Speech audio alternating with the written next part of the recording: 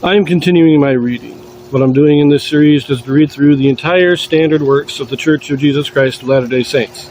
This consists of the Bible, the Book of Mormon, the Doctrine and Covenants, and the Pearl of Great Price.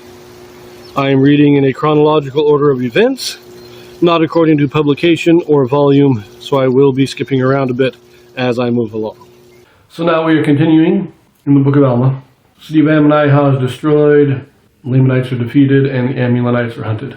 Many Lamanites join the Anti-Nephi-Lehies, are converted, and there is a correspondence between the Anti-Nephi-Lehies and the Nephites. Ammon has been praising God, which is what we read in our last reading, chapter 26. So we're going to read in chapter 27, and we're going to read verses 1 through 15. And this is where we start bringing them back together into a single story. Narratives are going to converge. The Lord commands Ammon to lead the people of Anti-Nephi-Lehi to safety. Upon meeting Alma, Ammon's joy exhausts his strength. The Nephites give them the land of Jershon. They are called the people of Ammon.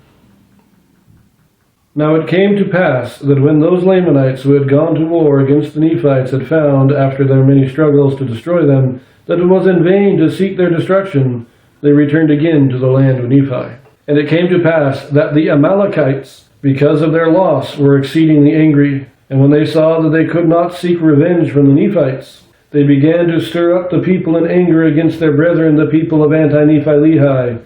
Therefore they began again to destroy them. Now this people again refused to take their arms, and they suffered themselves to be slain according to the desires of their enemies.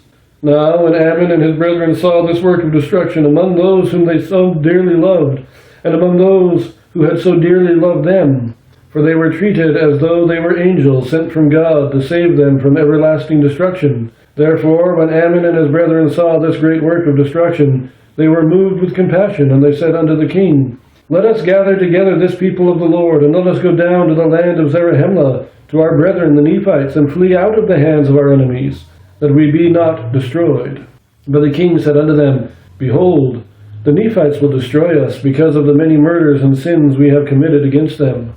And Ammon said, I will go and inquire of the Lord. And if he say unto us, Go down unto our brethren, will ye go? And the king said unto him, Yea, if the Lord saith unto us, Go, we will go down unto our brethren, and we will be their slaves, until we repair unto them the many murders and sins which we have committed against them. But Ammon said unto him, It is against the law of our brethren, which was established by my father, that there should be any slaves among them. Therefore let us go down and rely upon the mercies of our brethren. But the king said unto him, Inquire of the Lord, and if he saith unto us, Go, we will go. Otherwise we will perish in the land.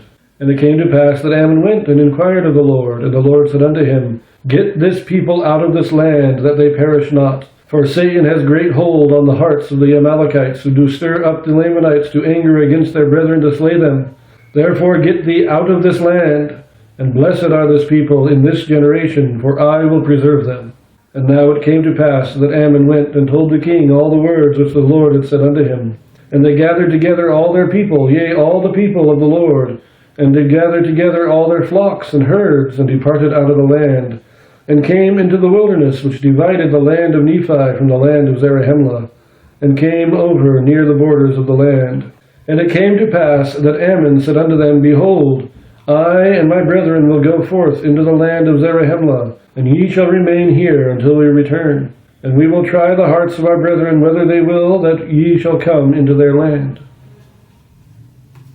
Note that the Ammonites are not part of this anymore. But the Amalekites, again, it is the Nephite dissenters that are causing the trouble. It's not, the Lamanites are not the villains here. I mean, the Lamanites, they have their traditions, and they engage in their marauding and their raiding and all that stuff.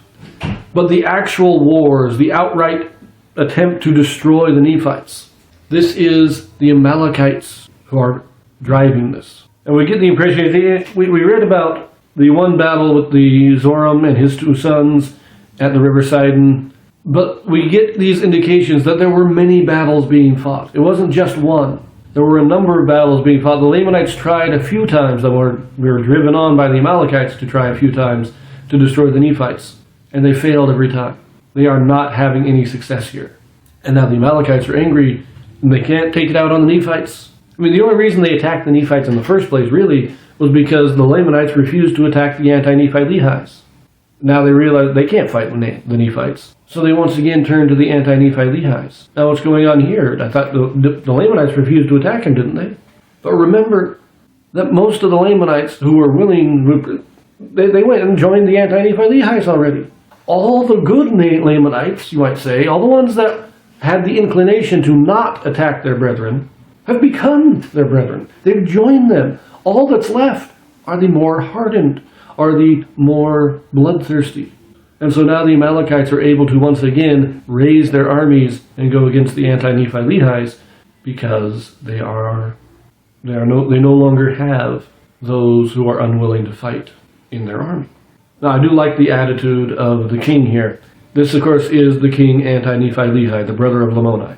And Ammon says, we got to get out of here. He says, well, if we go to the Nephites will kill us too. We're kind of stuck. And Ammon says, well, if God tells you to go, will you go? Because if God says to, yes. He says, we'll be their slaves and repay all the damage we've done. And Ammon says, well, they can't have slaves, so why don't you just come up? He says, well, no, you still got to go ask God. And I love God's warning here. It says, get these people out of the land. This isn't, it'd be nice. No, it says, get them out of here. God does not want them destroyed. The Amalekites and the Lamanites are forming their armies. They are going to come and destroy you. Get these people to safety. And now, just a brief geography. Remember that the wilderness, there's the west wilderness, and there's the east wilderness, and then there's the wilderness that divides the Lamanites and the Nephites. Between the land of Zarahemla and the land of Nephi, there's that wilderness. There's 3 different wildernesses. They're all kind of connected in a horseshoe shape surrounding the Nephites. Now we know the Ammonites are hiding out in the east wilderness, being hunted by the Lamanites. And the west wilderness is where a lot of the Lamanites have been attacking the Nephites. The Anti-Nephi-Lehies come up into the southern, or the wilderness that divides Zarahemla from Nephi. That's where they're at. They're in the southern part. They're camping out. Ammon goes up. Let's talk to the Nephites, find out what's going on, find out what they're willing to do.